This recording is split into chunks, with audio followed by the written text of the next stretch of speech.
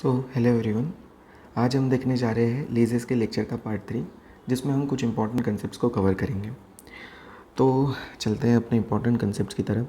तो अभी हम जो कंसेप्ट देख रहे हैं वो है 5.1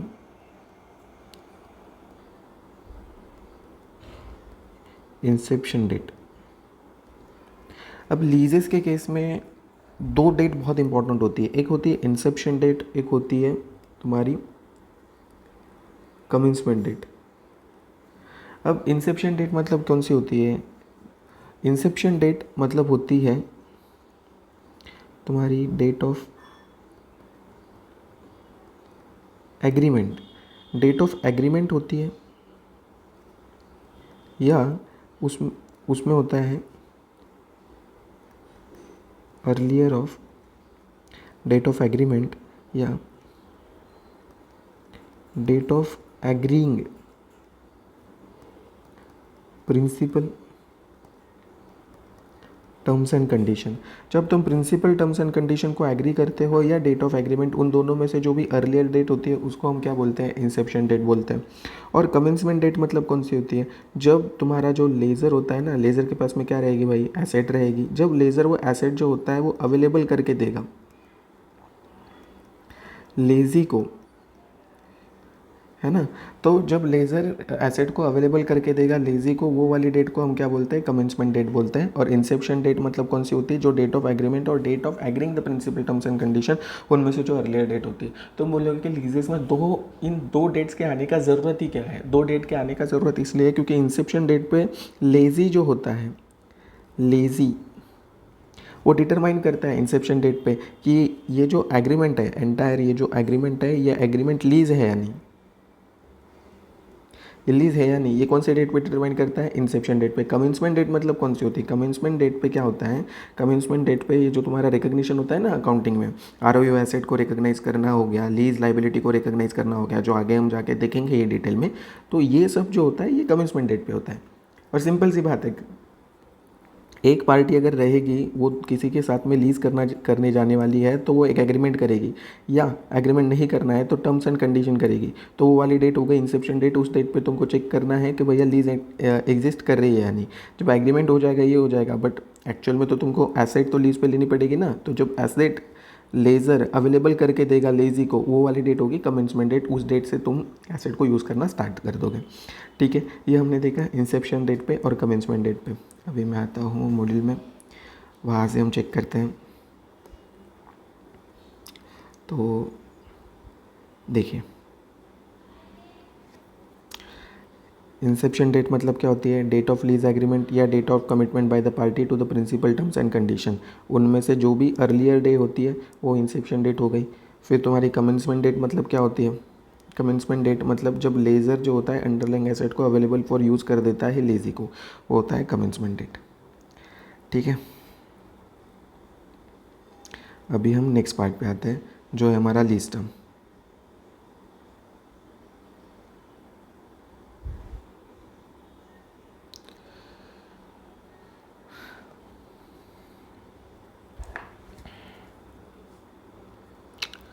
अभी हम जाते हैं 6.1 पे, जो होगा हमारा लीज टर्म। लीज टर्म में एक बहुत इंपॉर्टेंट बात है, कौन कौन सी चीज़ें तुमको याद रखनी है। लीज टर्म इंक्लूड करता है रेंट फ्री पीरियड को, ये इंक्लूड करता है नॉन कैंसलेबल पीरियड को। देखो, अगर सपोज़ तुम किसी एग्रीमेंट में एंटर्ड हुए, फॉर एग्जांपल तुमने एक ऑफिस है, तुम चार्टर्ड अकाउंटेंट बने, बराबर, जो सब बनेंगे। तो चार्टर्ड अकाउंटेंट बने, तुमने तुम्हारा ऑफिस ले लिया रेंट पे। तुमने सपोज़ गए 1 जनवरी 2024 को तुम उनके पास में गए, लैंडलॉर्ड के पास में, और उनके साथ में 5 साल का एग्रीमेंट करके ले लिया, बराबर। बट तुमने क्या बोला कि लैंडलॉर्ड साहब, मैं तो अभी बिज़नेस इस्टेब्लिश कर रहा हूँ, मेरा धंधा बहुत चलेगा क्योंकि मेरे पास में नॉलेज बहुत अच्छा है, मेरा धंधा बहुत अच्छा चलेगा, मेरे पास में नॉलेज बहुत अच्छा है, तो इसके लिए तुमने क्या बोला कि बस शुरू में 2 महीना मेरे पास में पैसे नहीं तो आप रेंट फ्री पीरियड एग्री कर लो, उसके बाद में मैं आपको रेंट देना स्टार्ट कर दूंगा। अब तुम बोलोगे यार प्रैक्टिकली ये कैसे पॉसिबल है? हो जाएगा ना पॉसिबल। सपोज रेंट है मार्केट में 8,000 चल रहा है, तुमने बोला 9,000 दूंगा मैं अगले 2 महीने के बाद से आपको, बस 2 महीना मेरे को रेंट फ्री पीरियड पे दे दो, तो तुम्हारी पहचान के ही थे, तो उन्होंने एग्री कर लिया, तो इसमें रेंट फ्री पीरियड आ जाता है बराबर। तो 1 जनवरी 2024 को जाके 5 साल की तुमने एग्रीमेंट करी थी, वो कब तक चलेगी? मान लो 31 दिसंबर, ये 5 होते हैं 2028 बराबर। 31 दिसंबर 2028 मतलब 24 का 1 साल, 25, 26, 27, 28 करेक्ट है। तो इसमें तुमने क्या बोला कि 1 जनवरी छोड़ो, 1 फरवरी छोड़ो, 1 मार्च से मैं तुमको रेंट देना स्टार्ट कर दूंगा। तो इसमें जो ये 2 मंथ का पीरियड आया वो आएगा, यस रेंट फ्री पीरियड आएगा। फिर नॉन कैंसिलेबल पीरियड भी आएगा, उसमें तुमने फिर क्या बोला कि इसमें भी अपन 2 साल का ऐसे करते हैं कि 2 साल तक कोई भी लीज़ कैंसिल नहीं कर पाएगा ना। लेजर लैंडलॉर्ड आप लीज़ कर पाओगे कैंसिल, ना मैं कर पाऊंगा क्योंकि मैं तो नया सा धंधा इस्टेब्लिश कर रहा हूँ। आप मुझे अगर 2 ही महीने में आके बोलेंगे कि यहाँ से ऑफिस छोड़ दो, तो मेरे क्लाइंट जिनको पता चला होगा कि यहाँ पे तो ये रहता है, वो एड्रेस ही चेंज हो जाएगा। तो ऐसे तो धंधा इस्टेब्लिश नहीं हो सकता ना। तुमने बोला कि 2 साल का था और नॉन कैंसिलेबल रहेगा, सॉरी, तो जिसमें मैं लीजेस को कैंसिल नहीं करूँगा, तो 2 साल का जो पीरियड है वो नॉन कैंसिलेबल पीरियड हो गया। तो अभी देखते हैं अपन यहाँ पे, ये हो गया। उसके बाद में तुमने बोला था कि 1 जनवरी 2026 तक का जो पीरियड है वो नॉन कैंसिलेबल है। तो नॉन कैंसिलेबल तो डायरेक्टली 24 महीने का आ गया, तो ये आ गया पीरियड 24 महीने। अरे रुकिए, अपन ना ये कलर अलग करते इसको।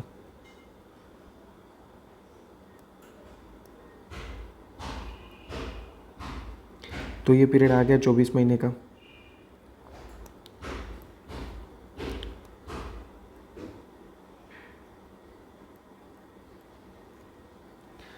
तो ये 24 महीने का पीरियड आ गया। उसके बाद में तुम्हारा रिन्यूअल पीरियड भी आता है। रिन्यूअल पीरियड कब आता है? अगर लेज़ी रीजनेबली सर्टन हो कि वो एक्सरसाइज करने वाला है ऑप्शन। अगर लेज़ी रीजनेबली सर्टन हो, क्या हो? रीजनेबली सर्टन हो कि वो एक्सरसाइज करेगा उस ऑप्शन को, तो इसको हम क्या बोलते हैं? लीज पीरियड में इंक्लूड करते हैं। तो अभी ये जो टोटल 5 साल का लीज था ना, उसमें उसने क्या बोला कि 1 जनवरी 2026 तक तो कैंसिल नहीं होगा, 2 साल तक। उसके बाद में हम ऐसे रखते हैं कि 2 साल के बाद में मैं रिन्यू कर सकूंगा इस लीज को आगे के फर्दर 3 ईयर्स के लिए बराबर। अभी उस फर्दर 3 ईयर्स में कैसे है कि अगर तुम हो बराबर, सपोज तुम मार्केट में गए हो, 2 साल तक तुम्हारा धंधा इस्टेब्लिश रहा है, तुमको लग रहा है लीज लेते समय ही कि मैं तो ये 3 साल वाला पीरियड एक्सरसाइज कर लूँगा, मतलब मैं 3 साल वाले पीरियड का जो ऑप्शन है वो एक्सरसाइज कर लूँगा, तो तुमको आगे आने वाला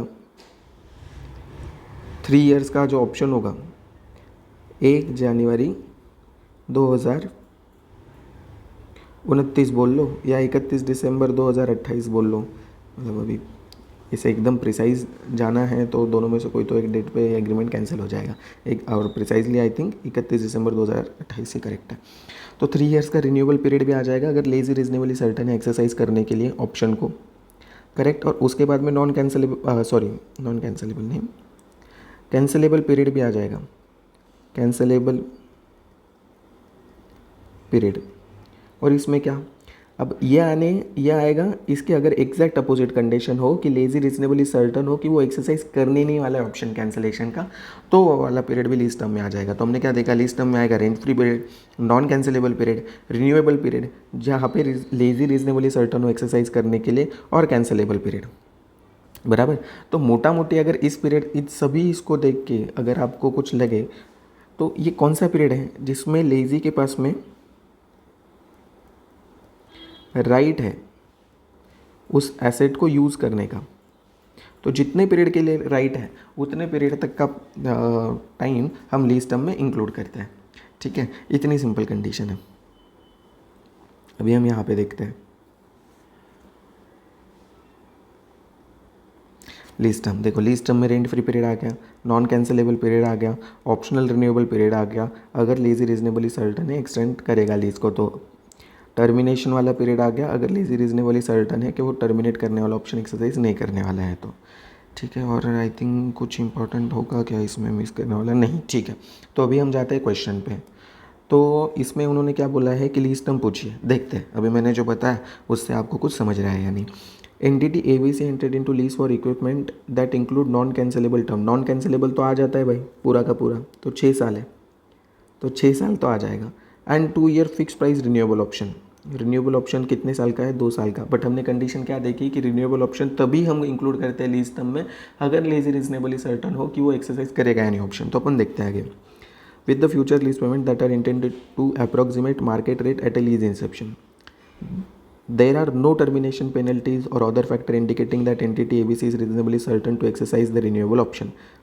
तो यहाँ पे कोई कंडीशन ऐसी नहीं है, नो टर्मिनेशन पेनल्टी या अदर फैक्टर ऐसे है ही नहीं जो इंडिकेट करे कि ABC रीजनेबली सर्टन हो एक्सरसाइज करने के लिए रिन्यूएबल ऑप्शन। तो अगर ABC रीजनेबली सर्टन ही नहीं है एक्सरसाइज करने के लिए रिन्यूएबल ऑप्शन, तो या इस केस में तुम्हारी लीज टर्म कितनी हो जाएगी? 6 साल की, है कि नहीं? तो अगर तुम यहाँ पे अगर आंसर देखोगे तो लीज टर्म कितनी है? The lease term is 6 years। The renewable period of 2 years is not taken into consideration since entity ABC is not reasonably certain to exercise the option because there are no penalties और other factor which indicate that the entity will opt for renewal. ठीक है, then scenario B देखते हैं। Entity XYZ enter into a lease for a building that include a non cancellable term. यहाँ पे देखो non cancellable term कितने साल की है? 8 साल की नॉन कैंसिलेबल टर्म है। इसमें भी लीज टर्म ही निकालनी है। 2 ईयर का रिन्यूएबल ऑप्शन है। रिन्यूएबल ऑप्शन कितने साल का है? 2 साल का है। Before it take possession of the building entity XYZ pays for leasehold improvement. बराबर, पोजीशन लेने से पहले उसने XYZ ने लीज होल्ड इंप्रूवमेंट की। The leasehold improvement are expected to have significant value at the end of 8 years and that value can be realise through continued occupancy of the lease property. मतलब ये क्या बोल रहा है कि value रहेगी 8 साल के बाद, बट उस वैल्यू को रियलाइज़ कैसे कर सकोगे अगर तुम कंटिन्यूसली यूज़ करते हो तो इस केस में देखो रीजनेबली सर्टन लग रहा है वो कि वो ऑप्शन एक्सरसाइज कर देगा, तो इसलिए हम क्या मानेंगे लीज टर्म को? 10 साल। So the lease term is 10 years because क्या हुआ था? Entity XYZ determine that it reasonably certain to exercise the renewable option because it would suffer a significant economic penalty if it abandoned the leasehold improvement at the end of initial non cancellable period of 8 years। देखो significant economic penalty मतलब इसका मतलब ये नहीं कि उसको किसी को पैसे देने हैं। तुम बोलोगे कि यहाँ पे तो लिखा नहीं है कि कुछ पेनल्टी वगैरह, तो पेनल्टी कहाँ से? It's a economic penalty. मतलब अगर रैशनल बंदा है जिसको पैसे उसको यूज़ करने से उसको इकोनॉमिक फ़ायदा होने वाला था, वो अगर छोड़ देगा 8 साल में तो उसको नुकसान हो जाएगा। That is the economic penalty. ठीक है, तो उसमें ऐसे कंफ्यूज मत हो जाना कि यहाँ पे तो पेनल्टी दी नहीं, नीचे कहाँ से पेनल्टी आ गई। It's a simple question. 8 साल का नॉन कैंसिलेबल पीरियड, 2 साल का रिन्यूएबल पीरियड और छुपी हुई कंडीशन कि रिन्यूएबल पीरियड को एक्सरसाइज करने के लिए वो सर्टन है। अब देखो इस तरीके के छोटे क्वेश्चन आने का चांसेस बहुत कम बनते हैं, बट अभी जैसे आपका MCQ का पैटर्न होने वाला है, माइट भी वो MCQ वगैरह में आ जाए।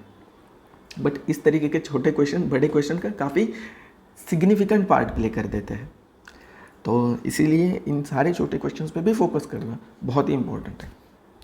देन लास्ट वाला है Picure enter into lease for an identifiable retail space in a shopping centre. ये जो रिटेल स्पेस है will be available for Picure only for month of October, November and December. 3 महीने के लिए अवेलेबल है। ठीक है, during a non cancellable term of 7 years। So the lessor agrees to provide the same retail space for each of the 7 year। Explain the lease term। मैंने जैसे बोला था, तो इसमें देखो अकाउंटिंग का सबसे मेन प्रिंसिपल क्या होता है कि सब्सटेंस ओवर फॉर्म। तुमको फॉर्म नहीं देखना, फॉर्म देखोगे तो नॉन कैंसिलेबल पीरियड 9 साल का है, करेक्ट? नहीं सॉरी 7 years का है, बट हम 7 year नहीं लेंगे क्योंकि वो यूज़ सिर्फ 3 month करने वाला है, उसने 7 month का करने वाला है क्या? नहीं। The retail space will be available. ये अवेलेबल ही एंटिटी PQR के लिए कब तक है? सिर्फ 3 महीने तक होगी। तो 7 साल multiply by 3 month when the entity have a right to use that asset, it's a 21 month। Lease term हो जाएगा, lease commencement date the lease term is 21 month। और अभी तुम बोलोगे 7 साल क्यों नहीं लिया? क्योंकि ये अवेलेबल ही PQR के लिए सिर्फ 3 month के लिए, तो 7 साल कैसे हो सकता है? ठीक है, तो हमने ये वाली कंसेप्ट भी कवर कर ली। देन उसके बाद में हम आगे बढ़ते हैं। हमारा नेक्स्ट कंसेप्ट क्या आ रहा है? Reassessment.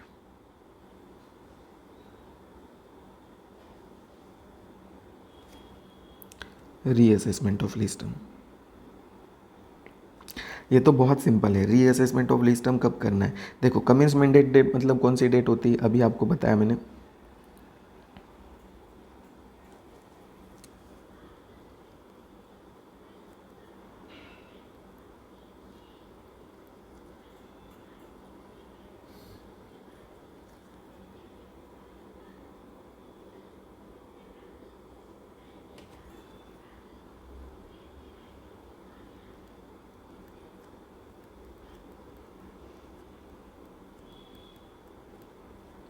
Reassessment of lease term, तो मैंने जैसे बताया आपको, कमेंसमेंट डेट मतलब वो डेट होती है जब लेज़र ने लेज़ी को जो एसेट थी वो अवेलेबल कर दी, वो हो गई तुम्हारी कमेंसमेंट डेट। उस कमेंसमेंट डेट के बाद में अगर फैक्ट्स एंड सर्कमस्टांसेस में कुछ चेंज होता है तो तुमको असेस करना पड़ेगा ना कि अभी वापस में लीज टर्म कितनी होने वाली है। तो ये रीअसेसमेंट तुमको कब करना पड़ता है? जब जनरली तुम्हारी डिसीजन डायरेक्टली और इनडायरेक्टली, जब तुम्हारी डिसीजन डायरेक्टली और इनडायरेक्टली रिलेवेंट हो।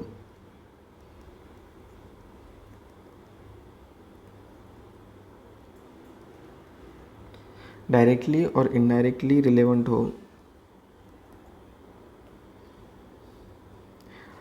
To exercise and not to exercise the extension option. Extension मतलब रिन्यूएबल ऑप्शन। तो अगर तुम्हारी डिसीजन जो है वो डायरेक्टली इनडायरेक्टली रिलेवेंट हो कि तुमने एक्सटेंशन ऑप्शन को एक्सरसाइज करना है या नहीं, तो हम अगर ऐसा कोई भी डिसीजन तुमने लिया है बाद में तो तुमको रीअसेसमेंट ऑफ लीज टर्म करनी पड़ती है। अब ये वाला जो है ना कंसेप्ट, ये आपको क्वेश्चन से ज़्यादा क्लियरली समझ जाएगा। बस ये याद रखना कि डायरेक्टली और इनडायरेक्टली तुम्हारा एक्सटेंशन ऑप्शन तुम यूज़ करने वाले हो या नहीं करने वाले हो उसके बेसिस पे डिसाइड किया जाएगा। ठीक है, सो देखो, analyse whether retailer M required to reassess the lease term. Retailer M ने रीअसेस करनी है नहीं, ये चेक करना है। Retailer M enter into 5 year lease for building floor followed by the 2 successive 5 year renewable option. देखो 5 साल के लिए उसने फ्लोर लिया, रिन्यूएबल ऑप्शन है 5 साल के, मतलब 10 ईयर का रिन्यूएबल ऑप्शन है। Retailer M is not commencement date पे, retailer M is not reasonably certain to exercise the extension option. Extension option नहीं तो 5 साल की लीज टर्म होगी उसकी at the end of the 3rd year, बराबर। तो 3rd ईयर के एंड में, 3rd के एंड में मतलब बचे कितने साल है इसमें? 2 साल। 5 साल की लीज थी ना, तो 3rd ईयर के एंड में बचे कितने साल है? 2 साल। Extend to include another floor, वो अनादर फ्लोर लाता है year 4 due to business acquisition. तो उसने अनादर फ्लोर लिया। For this purpose lessee includes a separate 7 year lease for additional floor. उसने एक एडिशनल फ्लोर लाया जिसके लिए 7 साल है ना, जिसका टर्म 7 साल है। अभी तुम्हारा 2 साल का बचा है, 5 साल का रिन्यूएबल पीरियड है एक फ्लोर का जो ऑलरेडी तुम्हारे पास में था।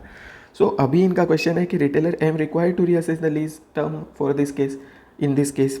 तो यस ना, कि अगर तुमने कोई भी एडिशनल फ्लोर लिया तो ज़्यादा चांसेस है कि भैया तुम उसी बिल्डिंग में रह सकते हो। तो ये नहीं कह रहे हैं कि वो 7 साल और ऐड होंगे या नहीं, रीअसेस तो तुमको करना पड़ेगा। सो देखो, अगर वहाँ पे चेंज इन बिजनेस डिसीजन होता है विच डायरेक्टली रिलेवेंट, सॉरी इनडायरेक्टली तो है ही नहीं, फिर मैंने इनडायरेक्टली कहा था, इनडायरेक्टली है ही नहीं। Change in business decision directly relevant to exercising not exercising an option to renew और एक्सटेंड द लीज, तो उस केस में कंपनी को क्या करना पड़ता है? रीअसेस करना पड़ता है लीज टर्म। कब रीअसेस करना पड़ता है? चेंज इन बिजनेस डिसीजन जो डायरेक्टली इनडायरेक्टली नहीं, डायरेक्टली रिलेवेंट हो टू एक्सरसाइज और not exercise extension option to renew और एक्सटेंड द लीज। अभी इस केस में क्या हुआ? Retailer at the end of 3rd year has extended to include the another floor in the same building on account of acquiring another company. So as a retailer M has entered into fresh lease of another floor for 7-year lease term, it is reasonably certain to exercise the renewable option of original lease for further 5-year term. मतलब वो हो सकता है ना हो सकता है, तुमको रीअसेस तो करना पड़ेगा। चेक कर लो फिर बाकी सारी टर्म्स को, है कि नहीं। Examine will the lease term will be reassessed, यहाँ पे भी रीअसेसमेंट का ही क्वेश्चन है। Company N has taken 10 vehicle on lease for the initial period of 5 year N extension option for the lease for a further period of 5 year. तो देखो lease term कितनी है? 5 साल की है। रिन्यूएबल पीरियड कितने का है? 5 साल का है। The remaining useful life of vehicle on the commencement date 15 साल की है क्या नहीं? अगर यूजफुल लाइफ ही उसकी 15 साल की है, company N determine that at the commencement date it is reasonably certain to exercise the extension option. तो इसमें लीज टर्म कितनी की हो गई? 5+5 मतलब 10 साल की हो गई। Eight the end of the 4th year, end of fourth के एंड में, मतलब कितने साल बचे ओरिजिनल लीज के? अभी भी 6 साल बचे। There is an announcement by the government that all the cars of this particular model have to be discounted from the road within 1 year. अभी यहाँ पे बोल रहा है कि भाई एक ही साल में। अब देखो लीज टर्म जब इसमें 10 साल हो गई ना, तो ये लेज़र के लिए नहीं है, उसमें तो उसके पास में ऑप्शन है ना कि 5 साल के बाद में वो रिन्यू करेगा या ना करेगा, बराबर। तो उसने कमेंसमेंट डेट पे माना था कि वो रिन्यू करेगा क्योंकि यूजफुल लाइफ उसकी 15 साल थी। बट जब अभी गवर्नमेंट ही 4th ईयर के एंड में आ रहा है और वो बोल रहा है कि 1 साल के अंदर तो तुमको ख़त्म करके देनी पड़ेगी वो एसेट, बराबर, स्क्रैप करनी पड़ेगी, तो उस केस में वो 5 साल के बाद में रिन्यू क्यों करेगा? तो इस केस में उसको रीअसेस तो करना पड़ेगा, रीअसेस करना पड़ेगा। इन्होंने टर्म पूछी ही नहीं है हमें, इन्होंने पूछा है कि रीअसेस करना पड़ेगा या नहीं। तो ये कुछ डिसीजन हुई है कमेंसमेंट डेट के बाद में जो अफेक्ट करने वाली है डायरेक्टली कि exercise and not to exercise the lease. तो इस वजह से the announcement by the government जो है कि डिसकंटिन्यू करना पड़ेगा एसेट को, will prohibit the lease from exercising the extension option that was already included in non-cancelable period. Hence, the company N will reassess the non-cancelable period to exclude the extension option 5 years वाला। ठीक है, अब उसके बाद में हम देखते हैं कि बहुत ही important concept lease payment.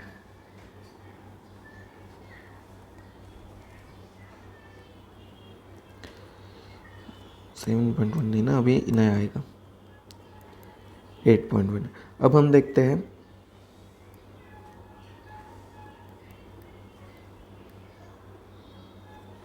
Lease payment. Lease payment में आएगा फिक्स लीज पेमेंट। तो तुम जो भी पेमेंट करने वाले हो वो फिक्स लीज पेमेंट आएगा, उसमें से लेस हो जाएगा लीज इंसेंटिव,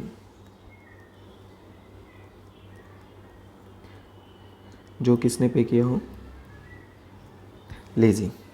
लीज इंसेंटिव जो लेज़ी पे करता है ना लेज़र को, अगर लेज़ी ने लेज़र को कुछ ऑलरेडी लीज इंसेंटिव पे कर दिया तो वो फिक्स लीज पेमेंट में से माइनस हो जाएगा। सॉरी, लेज़ी बोल रहा हूँ मैं। अगर लेज़र ने लेज़ी को कुछ पे किया तो मान लो कि फिक्स लीज पेमेंट था 10,000 रुपये रेंट, और लेज़र ने बोला था कि 10,000 में से 2,000 में किसी और चीज़ के तुमको दे दूंगा, कि तुमने मेरा फ्लैट ले लिया, 2,000 रुपये लीज इंसेंटिव ले लो, तो 8,000 रुपये अपन पकड़ लेंगे लीज पेमेंट। ओके, ऐसे तो फिक्स लीज पेमेंट आ जाएगा। वेरिएबल लीज पेमेंट आ जाएगा, बट वेरिएबल लीज पेमेंट कभी भी वो ले लेंगे नहीं, वो अगर डिपेंडेंट हो इंडेक्स पे या और रेट पे, इंडेक्स या रेट पे अगर वो डिपेंडेंट हो तो ही अपन वेरिएबल लीज पेमेंट लेंगे। फिक्स लीज पेमेंट लेंगे माइनस लीज इंसेंटिव कर देंगे, वेरिएबल लीज पेमेंट ले लेंगे। परचेस प्राइस प्रेजेंट वैल्यू लेंगे, मतलब परचेस प्राइस का भी प्रेजेंट वैल्यू लेंगे। अगर वो अभी इसमें कंडीशन तो तुमको पता ही होनी चाहिए, जैसे जिस तरीके का लैंग्वेज इंडिया यूज़ कर रहा है कि अगर लेजी रीजनेबली सर्टन हो, है कि नहीं, रीजनेबली सर्टन हो exercise and not to exercise करने के लिए परचेज ऑप्शन, बराबर, तो वो वाला पीरियड है। तो फिक्स लीज पेमेंट आ जाएगा, इसमें वेरिएबल लीज पेमेंट आ जाएगा एंड परचेज प्राइस का प्रेजेंट वैल्यू भी आ जाएगा। वेरिएबल लीज पेमेंट कब आएगा? अगर वो इंडेक्स और रेट से लिंक्ड हो तो, ठीक है। सो अभी हम देखते हैं लीज पेमेंट इंडेक्स में क्या कहा गया है। सो देखो इंडेक्स में कहा गया है फिक्स लीज पेमेंट आ जाएगा, जिसमें इन सब्सटेंस फिक्स पेमेंट भी आएगा, जो आगे जाके देखेंगे हम concept. Less any lease incentive, variable lease payment आएगा जो इंडेक्स और रेट पे डिपेंडेंट है। Exercise price of purchase option भी आ जाएगा, अगर लीज रीजनेबली सर्टन है exercise that option. Payment of penalty for terminating the lease, अगर एक वो टर्मिनेशन करने वाला है तो देखो अगर लेजी टर्मिनेट करने वाला है किसी लीज को, उसके बारे में वो रीजनेबली सर्टन है, तो टर्मिनेशन के टाइम पे जो भी पेनल्टीज वो पे करेगा उसको भी लेना पड़ेगा ना। एक्सक्लूजन किसको करेंगे, जो variable lease payment that do not depend on index और रेट, उसको हम एक्सक्लूड करेंगे लीज पेमेंट से। उसके साथ में जो non lease component of contract के लिए जो लीज पेमेंट हुआ है उसको भी हम एक्सक्लूड करेंगे। बट यहाँ पे एक बहुत इंपॉर्टेंट पार्ट आता है। अगर आपने इसका फर्स्ट पार्ट ऑफ लेक्चर देखा होगा तो आपको पता होगा कि जो भी गुड्स एंड सर्विसेज तुमको मिलती है जिस पेमेंट के बदले में, वो तो नॉन लीज कंपोनेंट हो गया। इसका एक बहुत ही बेहतर एग्जांपल हमेशा देता है ना, एक बिल्डिंग है सपोज एंड उसके साथ में मेंटेनेंस सर्विसेज भी है। तो बिल्डिंग को तुमने रेंट पे ले लिया, वो तो लीज कंपोनेंट हो गया। मेंटेनेंस सर्विसेज जो ली जिसके बदले में, तो जो पेमेंट तुम कर रहे हो उसके बदले में गुड्स एंड सर्विसेज मिल रहा है ना, उसके बदले में क्या मिल रहा है तुमको, गुड्स एंड सर्विसेज मिल रहा है। तो गुड्स एंड सर्विसेज जिसके बदले में मिल रहा है वो नॉन लीज कंपोनेंट हो गया। तो नॉन लीज कंपोनेंट हो गया। इससे पहले हमने एक क्वेश्चन भी देखा था, सपोज 5 लाख रुपए का तुमने लीज पेमेंट है तुम्हारा, 5 लाख में से सपोज 4,80,000 वो अगर बिल्डिंग के लिए जा रहा है और मेंटेनेंस के लिए 20K जा रहा है सपोज, तो non lease component 20K lease payment में नहीं आएगा, यही वो बता रहे हैं।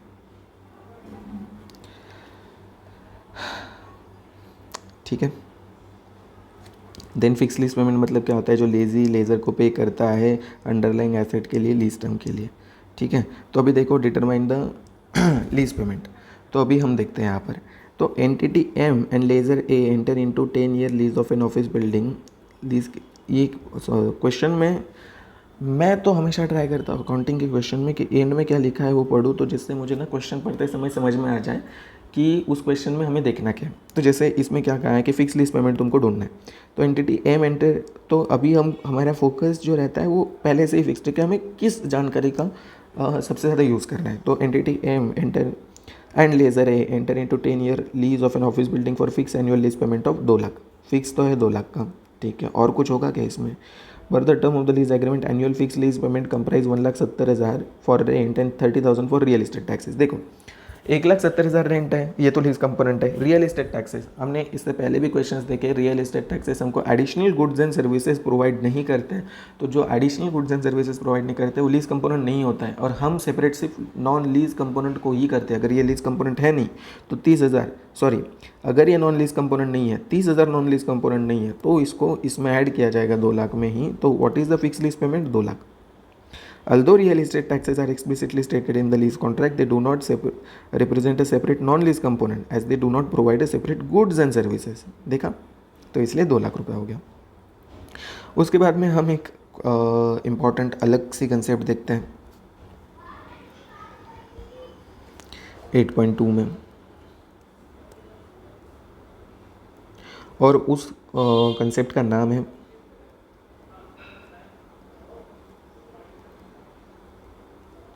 इन सब्सटेंस फिक्स लीज पेमेंट, है क्या नहीं। तो इन सब्सटेंस फिक्स लीज पेमेंट में हम क्या देखते हैं, इन सब्सटेंस फिक्स लीज पेमेंट मतलब क्या होता है कि जिसमें लीगली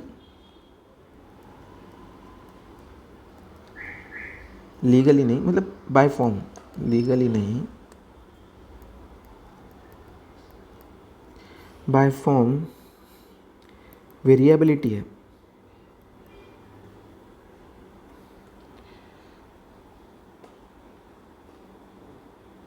जिसमें बाय फॉर्म वेरिएबिलिटी है बट इन सब्सटेंस वो फिक्स्ड है। अब तुम बोलोगे सर ऐसे कैसे हो सकता है कि जिसमें बाय फॉर्म वेरिएबिलिटी हो और इन सब्सटेंस वो फिक्स्ड हो। तो हो सकता है, इसका अपन एग्जांपल लेते हैं। तो देखिए, जैसे आप सब चार्टर्ड अकाउंटेंट बनने वाले हो, आपका एक होने वाला है ऑफिस। बोलोगे यार ये ऑफिस है या मंदिर है, जान दो ऑफिस ही तो मंदिर है। तो ठीक है, तो ये तुमको चाहिए ऑफिस। अब जब तुम ऑफिस बनाने वाले हो तो तुम जाते हो लैंडलॉर्ड के पास में और तुम बोलते हो कि मुझे ना ऑफिस रेंट पे दे दो, मैं तो बहुत धंधा करने वाला हूँ। तो लैंडलॉर्ड की आंखें तो चमक जाती है, वो तुमको ऐसे बोलता है कि तुम ना मुझे क्या करो, 30,000 रुपये रेंट दे दो और 10% ऑफ योर बिजनेस, तुम जो धंधा करोगे उसका 10% दे दो। इनमें से जो भी हायर अमाउंट होगी उतना मुझे तुम्हें हर मंथ देना पड़ेगा। ठीक है। तो इसमें तो तुम बोलोगे कि यार लीज पेमेंट तो वेरिएबल लीज पेमेंट है और इंडेक्स और रेट से डिपेंड नहीं, ये लीज नहीं होगी, नॉर्मल कर दो। नहीं भाई, ध्यान से देखो, ये वेरिएबिलिटी इसमें बाय फॉर्म तो दिख रही है, बट अगर इन सब्सटेंस तुम देखोगे तो सपोज तुम्हारा बिजनेस किसी महीने हुआ मान लो 2 लाख, 2 लाख का 10% कितना हुआ 20,000। उस केस में तुमको कितना पे करना है हायर 30,000 बराबर। सपोज तुम्हारा धंधा हुआ 4 लाख, 4 लाख का 10% तो हो गया 40,000, तो उस केस में तुमको 40,000 पे करना है। बट जब भी 30,000 के नीचे जाएगा तब तुमको 30,000 तो पे ही करना है ना, 30,000 पे कैप लग गया है ना। तो जब 30,000 पे कैप लग गया है तो तुमको आंखों से दिख रहा है कि 30,000 तो फिक्स ही है यार, शायद 30,000 के ऊपर कितना भी देना पड़े, बट इन सब्सटेंस 30,000 तो फिक्स्ड ही है। So this is a in substance fix lease payment. अभी हम देखते हैं इसके क्वेश्चंस को। द लीज पेमेंट मतलब जो in form contain variability but in substance are unavoidable.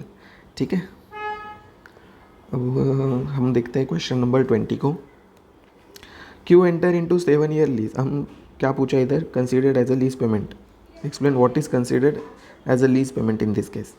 Lease payment में हमने देखा था ना, फिक्स लीज पेमेंट आता है, in substance fix lease payment आता है। The contract sets out this lease payment as follows. Q uses a machinery within given month, then an amount of 2,000 accrue for that month.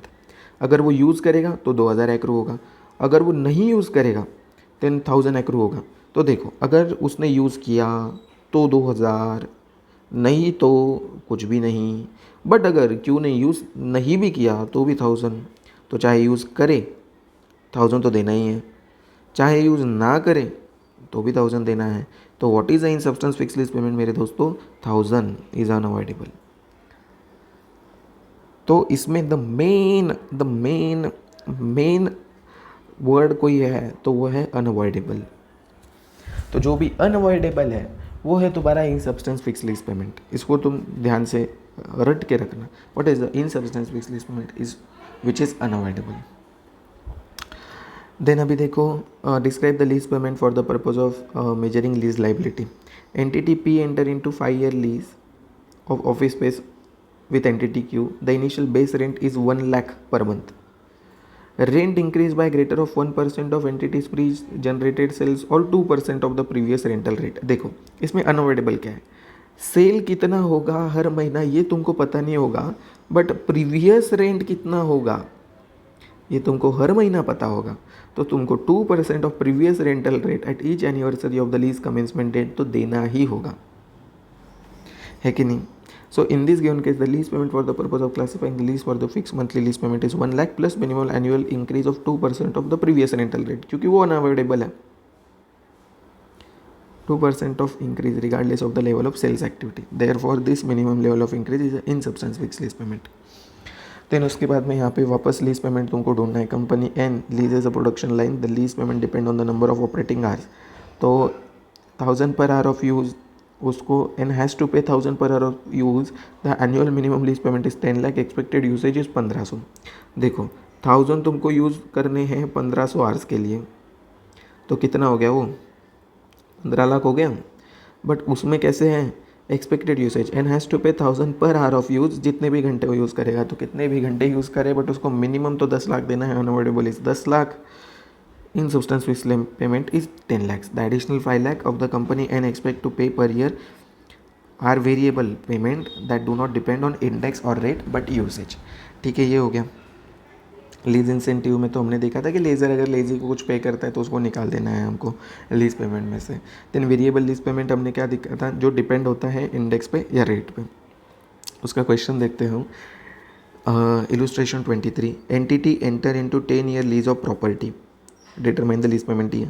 The lease payment for the first year is 1,000. The lease payment are linked to the consumer price index. Oh, ये index पे linked है, तो ये तो आएगा variable lease payment, not a floating interest rate CPI। अभी देखो floating interest है या कौन सा इंटरेस्ट है उस पर ये नहीं करता है। अगर वो इंडेक्स या रेट पे डिपेंडेंट है तो उस वेरिएबल पेमेंट को हम लीज पेमेंट में इंक्लूड करते हैं। बट अगर वो इंडेक्स या रेट पे डिपेंडेंट नहीं है तो उस लीज पेमेंट को हम वेरिएबल लीज पेमेंट को हम लीज पेमेंट में इंक्लूड नहीं करते हैं। ठीक है, then lease payment are updated at the end of every second year, at the end of कब अपडेट करते हैं वो? Every year of at the end of every second year. At the end of year 1 CPI 1 कितना है? 105. At the end of year 2 the CPI is 108. और जब तुमने enter किया था तब CPI कितना था फर्स्ट ईयर पे? 100. अभी देखो 100,000 जो है वो 100 CPI के लिए है. फर्स्ट ईयर के एंड पे 105 है, बट इन्होंने क्या बोला? Lease payment are updated at the end of every second year. तो हम सेकंड ईयर वाला लेंगे 108. तो फर्स्ट ईयर पे तो लीज पेमेंट कितना रहेगा? 1000 ही रहेगा. उसके हिसाब से तुम लीज लाइबिलिटी कैलकुलेट करोगे. But at the end of year two पे तुम्हारा 108 से हो जाएगा तो ये कितना बनेगा? 1080 पर ईयर. तो eight the end of year 2 when the lease payment change the entity update the remaining 8 lease payment of 1080 से. ठीक है, तो हमने क्वेश्चन नंबर 23 तक कर दिया है. आई थिंक इतनी ही कंसेप्ट हमने इस पार्ट में ही कवर करनी चाहिए. उसकी आगे वाली कंसेप्ट हम नेक्स्ट पार्ट में कवर करते हैं. तब तक के लिए बाय बाय.